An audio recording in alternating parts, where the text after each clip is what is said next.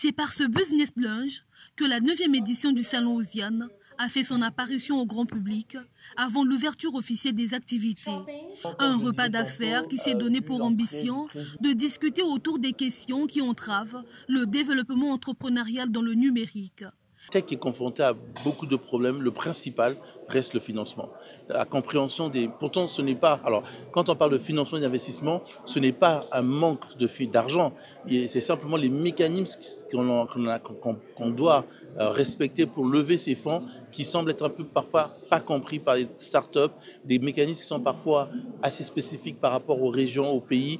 Il était pour nous important d'aborder ce sujet parce que nous pensons que comprendre les mécanismes avec des structures comme l'AFD, comme Proparco, les banques d'investissement, permettra à nos startups, à nos jeunes, en plus de créer, de pouvoir trouver les moyens financiers, de pouvoir postuler à certaines opportunités pour pouvoir financer leurs différentes innovations. Les défis du financement et de l'investissement des startups en Afrique centrale, voilà le sujet qui a meublé les interventions des uns et des autres, à commencer par le directeur général de Vivatech, le plus grand salon tech et d'affaires de l'Europe. Et il va y avoir à nouveau, je prends le pari, voilà, donc peut-être dans un an vous direz François Vitouzet s'est trompé, mais au moins on aura discuté de ça.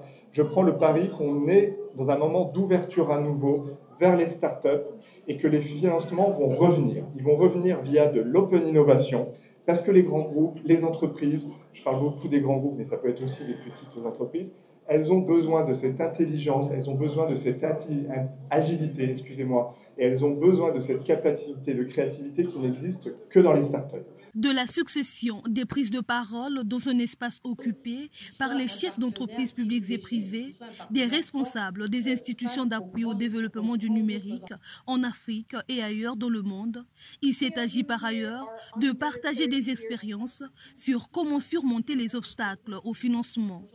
Pour ce qui est de la gouvernance, il faut une gouvernance qui soit proactive et qui soit évolutive, de manière à ce que les nouvelles technologies puissent trouver en fait la réglementation qui permette leur accompagnement et en même temps puissent en fait faciliter leur développement.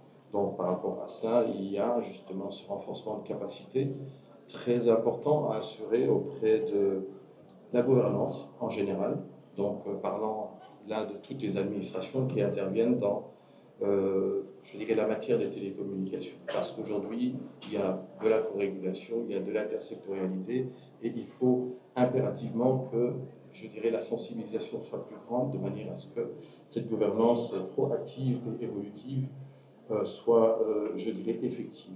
Ce repas d'affaires a permis de mettre de l'eau dans la bouche des amoureux de la tech et de l'innovation.